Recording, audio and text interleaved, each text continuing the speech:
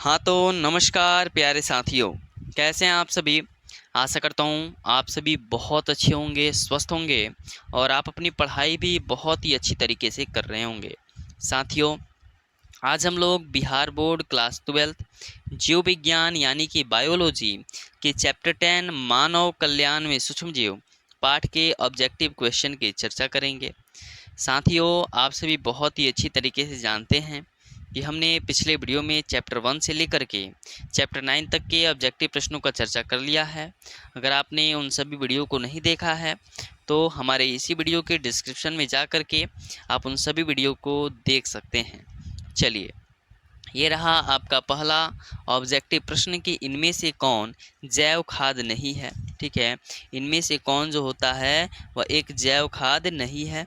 क्या Azotobacter, bacillus थ्रिएंजेसिस, Clostridium या ओजोला। ठीक है, तो बैसिलस थ्रिएंजेसिस जो होता है वह एक प्रकार का जैव खाद नहीं है। Option B is the right answer. अगला प्रश्न है कि इडली एवं डोसा का आटा किस सूक्ष्मजीव के प्रयोग से बनाया जाता है। जीवाणु, लैक्टोबैसिलस, विषाणु या यीस्ट। इडली एवं डोसा का आटा जो होता है या बोले पाव रोटी जो होता है या शराब उद्योग में होता है तो यीस्ट का उपयोग किया जाता है, यीस्ट सूक्ष्मजीव का।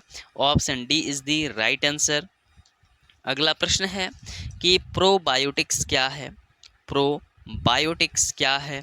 एक नई किस्म का भोजन, सुरक्षित प्रतिजैविक, जीवित सूक्ष्मजीव भोजन संपूरक या कैंसर प्रेरित करने वाले सूक्ष्मजीव। तो प्रोबायोटिक्स जो है वह जीवित सूक्ष्मजीव भोजन संपूरक है। Option C is the right answer.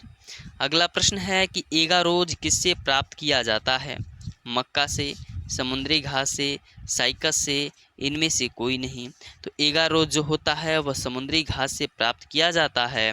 Option B is the right answer.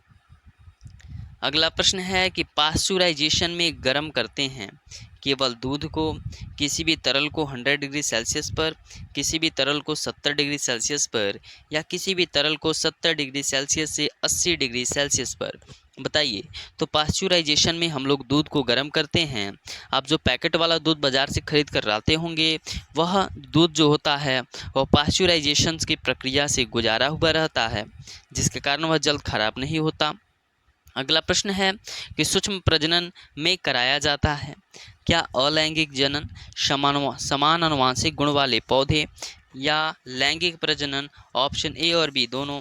तो सूक्ष्म प्रजनन जो होता है ना वह समान आनुवंशिक गुण वाले पौधों में ही होता है और समान आनुवंशिक गुण वाले पौधे में अलैंगिक जनन की प्रक्रिया ही होती है, इसलिए ऑप्शन ए और बी दोनों इज द राइट आंसर।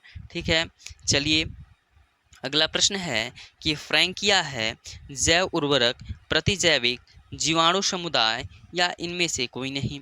तो फ्रैंकिया जो होता है एक प्रकार का जीवाणु समुदाय है।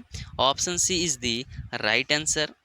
अगला प्रश्न कि हेरोइन है क्या mono acetyl morphine, di acetyl morphine, tri acetyl morphine या इनमें से कोई नहीं। तो हेरोइन जो है एक प्रकार का डाई एसिटाइल मॉर्फिन है। Option B is the right answer. अगला प्रश्न है कि टी लिम्फोसाइट्स उत्पन्न होता है। साथियों, या तो टी लिम्फोसाइट्स हो या बी लिम्फोसाइट्स हो, दोनों जो होते हैं वह अस्थि मज्जा से ही उत्पन्न होते हैं और यह प्रश्न आपकी बोर्ड परीक्षा में बहुत बार पूछा जा चुका है। तो ऑप्शन ए अस्थि मज्जा इज द राइट आंसर। अगला प्रश्न है कि क्लोरेला निम्न में से क्या है। जीवाणु, शैवाल, प्रोटोजोआ, एकल कोशिका प्रोटीन। बताइए, क्लोरेला निम्न में से क्या है। तो एक प्रकार का शैवाल है। Option B is the right answer. अगला प्रश्न है कि निम्नलिखित में किसका संबंध माइक्रोबायोलॉजी से है। Louis Pasteur, JD Watson, Stephen Hales या रॉबर्ट कॉच। तो किनका संबंध जो है वो माइक्रोबायोलॉजी से है। तो स्टीफन हेल्स का जो संबंध है वो माइक्रोबायोलॉजी से है। Option C is the right answer. अगला प्रश्न है कि बी लिम्फोसाइट्स उत्पन्न होता है क्या अस्थि मज्जा से, पेट से, थाइमस से, यकृत से। तो अभी आपको बताएं, चाहे टी लिम्फोसाइट्स की बात की जाए, बी लिम्फोसाइट्स की बात की जाए, उसका एक ही उत्तर होगा, ये दोनों अस्थि मज्जा से ही उत्पन्न होते हैं। Option A is the right answer. अगला प्रश्न है कि निम्न में से कौन सा जो नाइट्रोजन स्थिरीकरण करता है? क्या राइजोबियम, स्यूडोमोनास, ए और बी दोनों, इनमें से कोई नहीं। तो नाइट्रोजन स्थिरीकरण की बात की जाए तो राइजोबियम में भी होता है, स्यूडोमोनास में भी, इसलिए ऑप्शन सी ए और बी दोनों इज दी राइट आंसर। अगला प्रश्न है कि मृदा में नाइट्रोजन स्थिरीकरण हेतु हम किसका प्रयोग कर सकते हैं? नीलहरित बैक्टीरिया का, प्रोटोजोआ का, नेमाटोडस का या गेहूं के पौधों का? तो मृदा में नाइट्रोजन स्थिरीकरण हेतु हम लोग नीलहरित बैक्टीरिया का प्रयोग कर सकते हैं। Option A is the right answer. चलिए, आपका अगला प्रश्न है कि गोबर गैस बायोगैस प्लांट में, गोबर गैस को बायोगैस के नाम से भी जाना जाता है, गोबर गैस बायोगैस प्लांट में कौन सा जीवाणु प्रयुक्त होता है? नाइट्रीफाइंग जीवाणु, अमोनिफाइंग जीवाणु, डीनाइट्रीफाइंग जीवाणु या मिथेनोजेंस? तो गोबर गैस या बायोगैस प्लांट में मिथेनोजेंस नाम का जो जीवाणु होता है वो प्रयुक्त होता है। Option D is the right answer. अगला प्रश्न है कि ब्रीवरी का संबंध किससे है? सैक्रोमाइसिस से, प्रोटोजोआ से, टेडोफाइट से या मार्सुपियल्स से? तो ब्रीवरी का संबंध जो होता है वह प्रोटोजोआ से होता है। Option B is the right answer, protozoa. ठीक है। अगला प्रश्न है कि जीवाणु की कोशिका भित्ति को तोड़कर उसके डीएनए एवं अन्य बृहद जैव अणुओं में को मुक्त करने हेतु इनमें से कौन एंजाइम प्रयुक्त होता है? प्रश्न है कि जीवाणु की कोशिका भित्ति को तोड़कर उसके डीएनए एवं अन्य बृहद जैव अणुओं को मुक्त करने हेतु इनमें से कौन एंजाइम प्रयुक्त होता है? तो इसका सही उत्तर लाइसोजाइम ही होगा, क्योंकि सेलुलोज यहाँ पे नहीं होगा, कैटिनेज भी नहीं होगा, इसलिए option A is the right answer. चलिए, अगला प्रश्न है कि वैसी जीवाणुओं के समूह जो फफूंदी के तंतुओं से जुड़ करके जाल जैसी संरचना बनाते हैं, तो उनको एक ही शब्द में क्या बोला जाएगा? फ्लक्स बोला जाएगा। वैसी जीवाणुओं के समूह जो फफूंदी के तंतुओं से जुड़ करके जाल जैसी संरचना बनाएं, उन्हें फ्लक्स कहते हैं। Option A is the right answer. अगला प्रश्न है कि निम्नलिखित में कौन सा जो फफूंदी है वह साइक्लोरोस्पोरिन बनाता है, जो अंग प्रत्यारोपित मरीजों में प्रतिरक्षा निरोधक कारक के रूप में प्रयुक्त होता है? ट्राइकोडर्मा पॉलिस्पर्मा या एरिसाइफी, पॉक्सिनिया ग्रामिनीस या पिजाइजा? तो इसका सही उत्तर हो जाएगा Trichoderma polysperma. Option A is the right answer. चलिए, अगला प्रश्न है कि मिट्टी को उपजाऊ बनाने में सहायक है क्या? कीटनाशक, जैविक खाद, ईस्ट या इनमें से कोई नहीं? तो मिट्टी को उपजाऊ बनाने के लिए कीटनाशक बिल्कुल नहीं, गलत है। जैविक खाद, option B is the right answer, जैविक खाद। ठीक है। चलिए, अगला प्रश्न है कि जीवाणु में पाया जाता है प्लाज्मिड डीएनए, डीएनए का पूरा नाम क्या होता है? डीऑक्सीराइबोज न्यूक्लिक एसिड, और आरएनए का राइबोन्यूक्लिक एसिड। तो जीवाणु में क्या पाया जाता है? तो डीएनए भी पाया जाता है, आरएनए भी पाया जाता है। ठीक है। ऑप्शन ए और बी दोनों, यानी कि option C is the right answer. ठीक है। चलिए, अगला प्रश्न कि वाहित जलमल के उपचार में किस स्टेज में सूक्ष्म जीवों का प्रयोग होता है? प्राथमिक उपचार में, द्वितीयक, तृतीयक या इनमें से सभी? तो द्वितीयक उपचार, option B is the right answer. अगला प्रश्न है कि इनमें से कौन सी जो बैक्टीरिया है जो वायुमंडलीय नाइट्रोजन स्थिरीकरण में सहायक है? नॉन स्टॉक, एनाबेना, असिलोटोरिया या इनमें से सभी? बताइए, कौन सी बैक्टीरिया है जो वायुमंडलीय नाइट्रोजन स्थिरीकरण में सहायक है? तो नॉन स्टॉक भी होगा, एनाबेना भी होगा, ऑसिलोटोरिया भी होगा, इसलिए option D is the right answer. अगला प्रश्न है कि साइट्रिक अम्ल का उत्पादन किसके द्वारा होता है? Acetobacter एसिटी, east, एस्प्राजिलस नाइजस, Streptococcus? तो साइट्रिक अम्ल का जो उत्पादन है एस्प्राजिलस नाइजस के द्वारा होता है। ठीक है। Option C is the right answer, Aspergillus नाइजस। अगला प्रश्न कि इनमें से बंगाल का आतंक किसे कहा जाता है?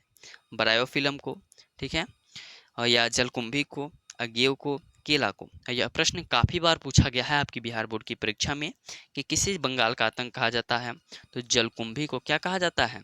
बंगाल का आतंक कहा जाता है। अगला प्रश्न है कि दूध से दही बनाने में किस जीवाणु का प्रयोग होता है? एजिटोबैक्टर, क्लस्ट्रिडियम, लैक्टोबैसिलस या इनमें से कोई नहीं? तो अगर दूध से दही बन रहा है तो एक ही कारण हो सकता है, लैक्टोबैसिलस। ठीक है। Option C is the right answer. अगला प्रश्न है कि किस गैर फली पौधों के जड़ पिंड में जैविक खाद मौजूद होते हैं? एजोटोबैक्टर, क्लोस्ट्रीडियम, फ्रॉन्किया, इनमें से कोई नहीं। तो फ्रॉन्किया जो होता है सही उत्तर हो जाएगा। ठीक है, option C is the right answer. अगला प्रश्न है कि इन निम्नलिखित में से कौन एक जैव उर्वरक है? साइनोबैक्टीरिया, माइकोराइजा, सहजीवी बैक्टीरिया, इनमें से सभी। तो जैव उर्वरक की बात की जाए तो सभी, option D is the right answer.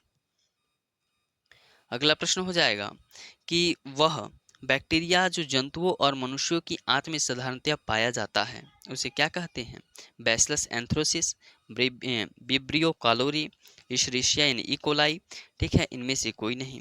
तो option C E coli is the right answer, जो मनुष्यों की आंत में साधारणतः पाए ही जाते हैं। अगला प्रश्न है कि शराब उद्योग में किसमें सूक्ष्मजीव का उपयोग होता है? बताइए, जो शराब का उद्योग होता है उसमें किस सूक्ष्मजीव का उपयोग होता है? ईस्ट, लैक्टोबैसिलस, अंबार, पीएमबी। तो इसका east, option A is the right answer. ठीक है, अगला प्रश्न है कि वाहित मल के प्राथमिक उपचार में किन क्रियाओं का उपयोग होता है? पलवन, छानन, निष्पंदन, इनमें से सभी। तो वाहित मल के प्राथमिक उपचार में पलवन विधि का भी, छानन विधि, निष्पंदन विधि का, इसलिए option D is the right answer. अगला प्रश्न है कि हीरोइन किस पादप परिवार से प्राप्त किया जाता है? लिगुमोनोसी से, पेपामिरेसी से, लिलिएसी से, इनमें से कोई नहीं। तो जो हीरोइन होता है ना वो पेपामिरेसी से प्राप्त किया जाता है। ठीक है, option B is the right answer. अगला प्रश्न है कि बायोगैस में होते हैं, बायोगैस यानी कि गोबर गैस, CO2, H2S, CH4 या इनमें से सभी। तो बायोगैस में ये सभी होते हैं, option D is the right answer. अगला प्रश्न है कि दलहनी पौधों के जड़ पिंड में कौन जीवाणु पाया जाता है? राइजोबियम, लैक्टोबैसिलस, ईस्ट, इनमें से सभी। तो दलहनी पौधों के जड़ पिंड में जो होता है राइजोबियम पाया जाता है, option A is the right answer. अगला प्रश्न है कि वाहित मल के द्वितीयक उपचार में किसकी जरूरत होती है? ईस्ट की, विषाणु की, मीथेन की, जीवाणु की।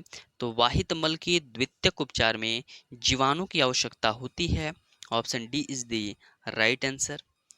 अगला प्रश्न है कि अफीम व हीरोइन किससे प्राप्त होता है? थिया, पेपावर, कैनाबिस या इनमें से कोई नहीं। तो अफीम व हीरोइन जो होता है वह पेपावर से प्राप्त होता है। ठीक है, पेपावर से, option B is the right answer. अगला प्रश्न कि गोबर गैस का एक प्रमुख घटक है ब्यूटेन, अमोनिया, मीथेन, इथेन। गोबर गैस का एक प्रमुख घटक यानी कि बायोगैस का एक प्रमुख घटक कौन सा है? तो methane, option C is the right answer.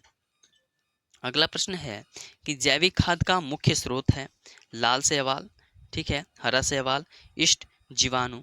जैविक खाद का मुख्य स्रोत हो जाएगा जीवाणु, option D is the right answer. अगला प्रश्न है कि बीटी कॉटन प्रतिरोधी है किसका? कीट का, खरपतवारनाशी का, लवण का, इनमें से कोई नहीं। तो बीटी कॉटन जो होता है वह कीट का प्रतिरोधी है। जब किसी भी कीटाणु के शरीर में यानी कि कोई भी कीड़ों के शरीर में जब बीटी कॉटन प्रवेश करता है, ठीक है, तो वह उसकी क्या हो जाती है? मृत्यु हो जाती है। ठीक है, तो option A is the right answer. आशा करता हूँ आपको आज का क्लास काफ़ी अधिक पसंद आया होगा। अगर पसंद आया हो तो आप इस वीडियो को अपने दोस्तों के साथ अवश्य साझा करें। चलिए मिलते हैं अगले वीडियो में, और अगले वीडियो में हम लोग चैप्टर 11 के ऑब्जेक्टिव प्रश्नों की चर्चा करेंगे। बहुत बहुत धन्यवाद।